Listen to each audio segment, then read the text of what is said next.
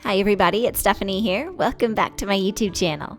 I'm so excited because this cake that I'm making today is one of my favorites of all time. It's Detective Pikachu, and he is absolutely adorable. Alright, let's jump right into it. This cake, I've baked 4 8-inch round cakes that are each 2 inches tall. I've also baked a 6-inch round, which should have been a 7-inch, and another 7-inch, and a half sphere for the top. So you'll need 4 8-inch, 2 7-inch, and a half sphere. Alright, so I'm cutting out the top of my cake. The top part is always my favorite part to eat, but I try not to eat it all just in case I need extra later for my cake. And then I'm torting it, and just so it looks pretty for the camera, I'm trimming off a tiny bit around the outside too. Okay, it's time to layer up my cake. To begin, I'm applying some buttercream to my board, and my first cake goes into place. Next, I'm soaking the cake in simple syrup, and then I'm adding a layer of buttercream frosting. And then I add 3 more layers of cake and more buttercream frosting too. Next, I'm adding 5 plastic straws as dowels. I forgot to turn the camera on when I started this, but there are 5 dowels inside my cake right now. I'll show it to you better later in just a minute. Once I've got my dowels in, my board goes into place. And then I continue layering up my cake, my simple syrup, and buttercream until I've stacked another 4 layers of cake. Okay, now you can see my dowels going into place. This time, I'm using only 4 dowels. My next board goes into place. This is where Pikachu's neck will be. Alright, so next I'm stacking up a 6-inch, but I wish I would have used a 7-inch because the 6-inch was too small. And then I add my next 2 7-inch layers and I top it with my half sphere cake. It's time to carve the cake. Okay, so I'm first starting by thinning out the front, and then I carve out a triangle shape on the bottom to give Pikachu some legs.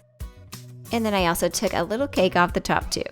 You'll want to carve the cake while it's cold, so make sure it's been chilling before you get started. I was feeling like the legs weren't big enough, so I added some cake to both sides of the legs. I'm just sticking that on with buttercream frosting, and then I trim it down a little bit. Moving on to Pikachu's face. I cut away a little at a time where his eyes are, leaving some cake intact for his nose. And then I added a little bit of cake pop filling right back onto his nose because I felt like I took off too much. So I've already added a little cake pop filling around the neck, but I thought it needed a tad bit more to fill it out because my cake was too small in that area. Now that I have the shape of Pikachu, I'm completely covering it in chocolate ganache. Once the ganache is set up, I'm smoothing it out a bit with a hot offset spatula. It's time for the fondant. I've already brushed my cake with piping gel, and then I roll out my fondant. Once I've rolled it out, I'm rolling it up on my rolling pin, and then I carefully unroll it onto Pikachu's body. Using my X-Acto knife, I'm cutting it down, and I'm doing the best I can to match up those seams. It's not perfect, but that's okay. I'm going to cover it anyways with Pikachu's stripes. I'm also trimming away some of the fondant from the top and the bottom. Using a straight piece of fondant, I'm smoothing it out. If you have any air bubbles trapped under the fondant, you can use a pin to get those out. For the head, I decided to use a 50-50 mix of fondant and modeling chocolate. I wish I would have used it for the bottom section too, but I forgot. Adding modeling chocolate to the fondant will help when you know there will be seams to smooth out. Using my scissors, I'm cutting away the excess fondant mixture and I'm smoothing it out the best I can. And I use my plastic smoother to get rid of any imperfections. While my fondant is still soft, I use my rolling pin to mark where I'd like the eyes. And then I add Pikachu's little brown nose. It's just a triangle piece of fondant. And I use a dressing tool to draw on his mouth. Next, I'm adding his eyes. These are just pieces of fondant. And then I'm adding a black pupil. To give his eyes more detail, I'm painting dark brown food coloring gel around his eyes. To make the pretty brown lines in his eyes, I've mixed my brown food coloring gel with a tiny drop of vodka, and I'm carefully painting the lines on. Next up, I'm adding a light reflection in his eye. Every time I add this white dot in the eye, I feel like it's when my cakes really start to come to life. I cannot forget the circles on his cheeks. All these decorations are stuck on with gum glue, which is a mix of water and Tylose powder. Now that his face is decorated, I'm moving on to the tail. I made the tail out of fondant with Tylose powder mixed into it. If you do an internet search for Pikachu tail template, a bunch of tails will show up to use as a template.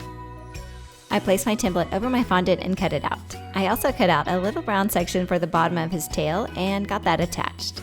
It needs to dry out for a while, preferably overnight. If you have gum paste, that would actually be best to use for this. Okay, next up are Pikachu's ears. For his ears, I'm using modeling chocolate. I like using modeling chocolate for pieces like ears or things that stick out from the cake because modeling chocolate holds its shape so well. As long as it's not sitting out in the heat, it will hold its shape.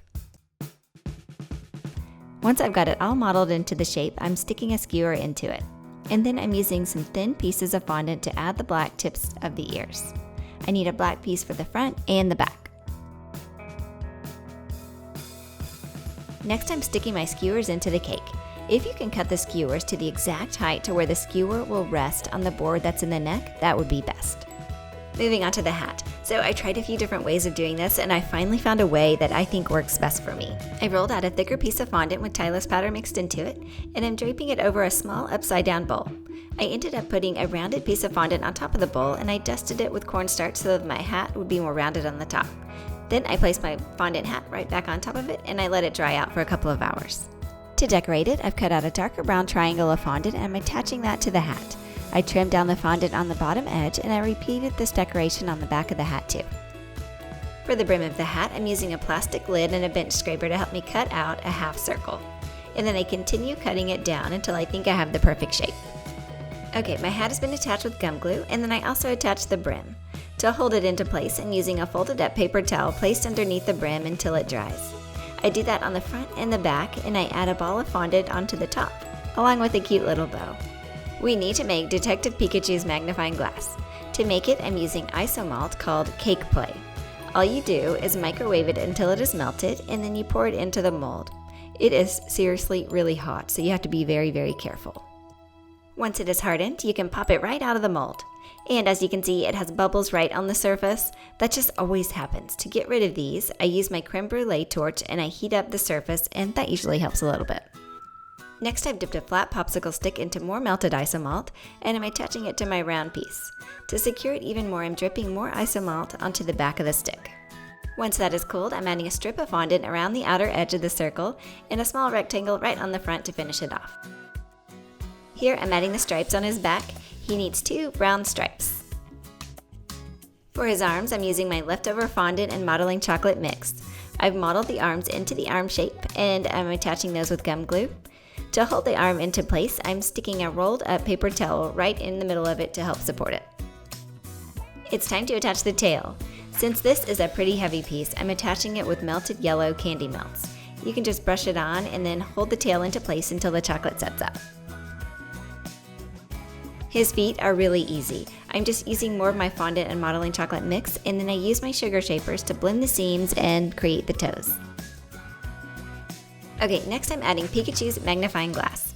I want you to know that I'm adding this after my arms had a chance to harden in the refrigerator for a few hours. I was afraid to add it while it was soft because it was so heavy. To attach it to the cake, I used more candy melts in the front and behind the arm. One final detail, the coconut grass. This is just chopped up sweetened coconut, and then I'm using green, brown, and yellow airbrush colors to color it. Just mix those up really good with your hands.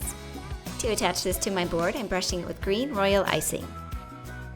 And I sprinkle my coconut onto the board. I almost forgot to color in his mouth. To enhance his smile, I painted the mouth with brown food coloring gels. My Detective Pikachu cake is complete. He turned out adorable. I hope you liked this video and learned how to make your own Pikachu cake. If anyone out there sees the movie, please let me know what you think of it. Also, if you're on social media, please go check me out on Facebook, Instagram, and Twitter. Alright, I'll see you guys later. Bye.